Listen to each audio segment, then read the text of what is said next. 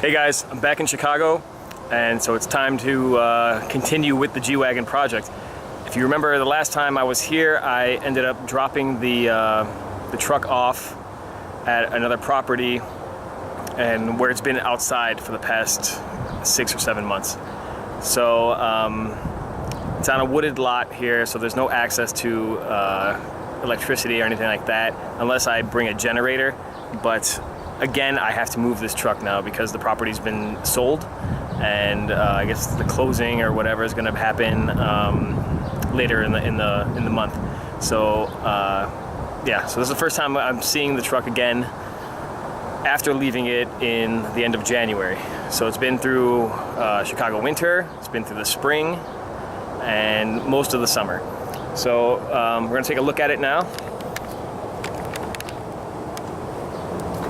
And there we go. So the truck itself looks to be in okay shape. The patches that I previously completed on it seem to be holding up okay.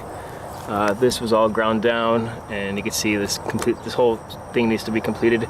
I might have other plans for it. Right now I'm debating on something kind of exciting, so we'll see what happens. This is all brand new, you know. I completely replaced the sill with my own metal. This is the only original section right here. That needs to be ground down and refinished, and I also need to complete it and actually, you know, box it in and make sure that it's not exposed in any way. This all needs to be replaced, and like I said, I might just buy the Mercedes corner pieces, they're like $200 each, and you know, just cut them to fit this exact spot, and then I don't have to worry about too much fabrication. This part, you can see where the pinholes were and stuff. There's some rusting. I'm not too concerned about that. I will grind this all out and then apply fast etch in there, and then that'll convert that little surface rust that's in there. And then again, then it's all going to be coated with epoxy primer and body filler and things. Here we have a gigantic cobweb because the truck again hasn't moved in a long time. So I don't know what kind of spider's in there, but there's another one too. Look, the whole thing's covered, so hopefully there aren't too many critters living inside there. I don't know, it's been out in this field, so there might be a mouse nest or something. But as of right now, it looks okay. This is going to be repaired, and then I'm going to fabricate. I've decided that I am pretty sure I'm just going to fabricate fender flares out of tubing and sheet metal. So that's going to be one of the next steps once I complete all the fab work on the body. This part, if you remember, I did it during a storm, so it is not in good shape. Looks like there's a lot of surface rusting in there. So either I'm going to grind this all out, and I mean, it might be okay. I'm going to grind it all out and apply fast etch on there, and then Magnet Products, who creates Monster Liner, they also have like a chassis saver. So I'm thinking about coating all the panels that I made in chassis saver as well before I do any body filler and you know, coat the truck in Monster Liner. The front, I don't know what this is. I don't recall doing that. You know, it's painted for some reason. I mean, it's interesting. So I don't know what's been going on with this truck. I don't know who's been messing around with it or why they would even do that. I don't recall putting any primer or whatever this is on here. But then again, you know, I haven't really worked on this thing in like years now, so I don't remember what I did to it. But I mean, that's kind of, I guess, gives you the illusion of if I was to chop the bumper down, where I'd want to do it so I can expose the wheels, but I don't know. So we're gonna try to start this thing up. So here's the, okay, so you can see the complete difference. So when I originally worked on most of the body work on this truck, it was outside in the elements in a humid environment, And so that's why you see a lot of imperfections and a lot of rusting, surface rusting, you know, because it was so humid that the steel would just flash rust. But if you can see, I did a lot of fab work last time in January on this particular piece. So I completed, you know, I put in a giant patch here. You know, this is all patched here. I did a patch, where else? This whole section, you know, I made. These are all plugged in. So, I mean, this thing was all patched up. You know, patched. You know, these are plugged because the rusting in the holes here got too big. So I plugged those in. I kept to re-drill them. This is all patched. So this is all, like I said, a series of patches that came out to be essentially brand new looking. But again, I did that in a garage, so you can see the complete difference of doing something in a garage in a kind of controlled environment and doing things out in the middle of nature where, you know, all the humidity and everything gets to the metal.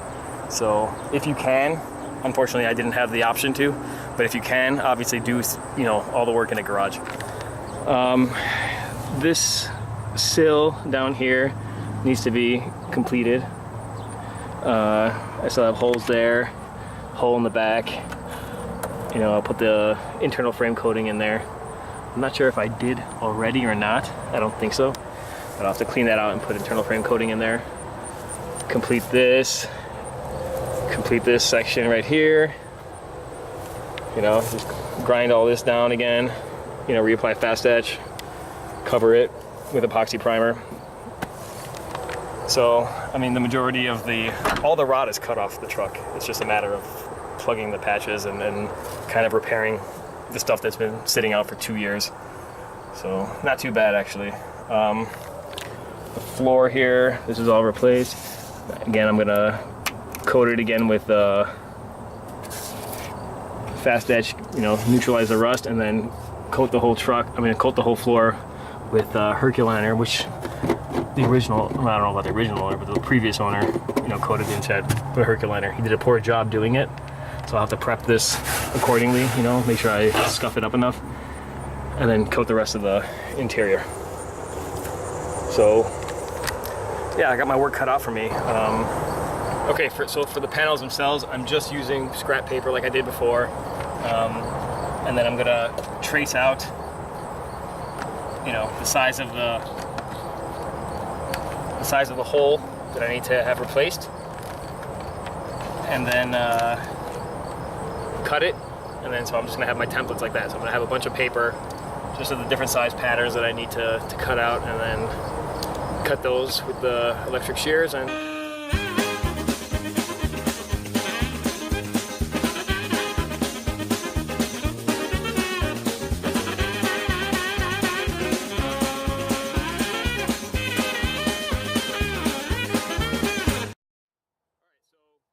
all my templates taken care of, at least all the major pieces that need to be replaced. You know, like this section, this section, and so on around the truck.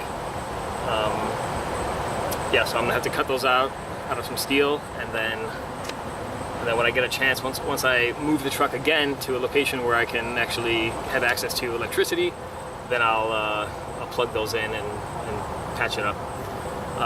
Other big plans for the truck. I need a new set of rims.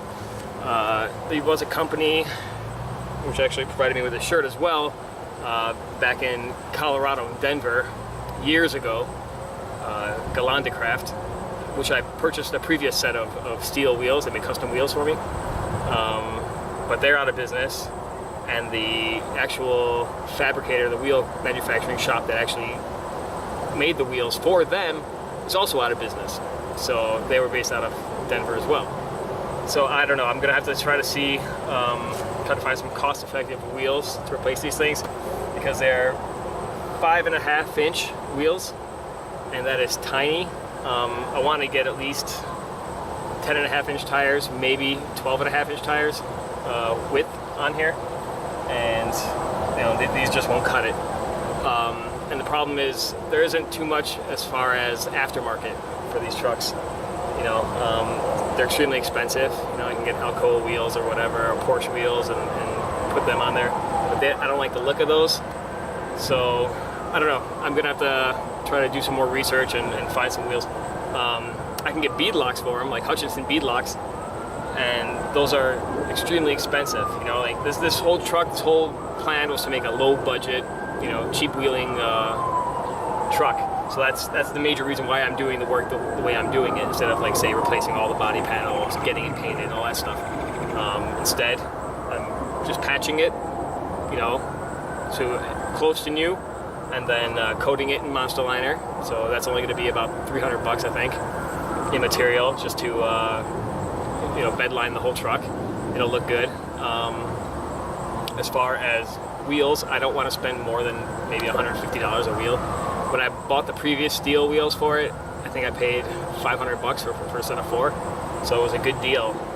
So I need to find another manufacturer. So if you guys know another manufacturer that makes custom wheels, because the problem is, you know, the bolt pattern on these is 130 millimeters, and then I have to worry about back spacing and everything like that. I want to keep them as inboard as possible, but enough so they don't rub when I put, like a, you know, like a 12.5-inch wide tire on there. All right, so it just got really stinky around here. So I think that there's a skunk around. Well, I know there's a skunk because I could smell it. But so I'm gonna try to make this as quick as possible and move this truck out of this location, just because there's a lot of critters around here, and I don't want to them bothering me if I try working on this thing, and I also don't want to bother them. So somewhere in the woods here is a skunk. I got the engine, the hood open, and if you notice, it's covered in spider webs. It's a gigantic spider right there, and there's another spider web there. So the truck is actually covered in spider webs. So I don't think it's been moved in a long time. So hopefully it'll start. I also see that the battery isn't even on. So let me put the ground on and then just do this quickly. Hopefully it'll start. I don't see any sparks, so I doubt it. And I don't have jumper cables or anything with me right now. All right, so let's give it a go. Yeah, that's not gonna do it. It doesn't start. The battery has been plugged in and it's completely drained. I do not have a charger for it or a way to jump start it because we're out in the woods here, and the car I drove today won't make it out over here. So I'm gonna have to come back. What I'll do is I'll take that battery with me, and maybe I'll see if it holds a charge. I'll bring it home and try charging it, and then bring it back. And if not, I'll have to bring something more capable out here to jump it up.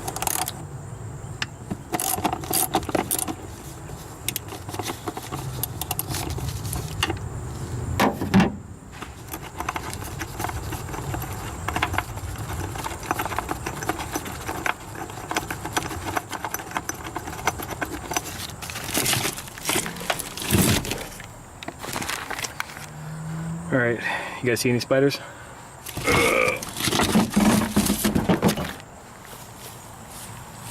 There we go. Look at that mess.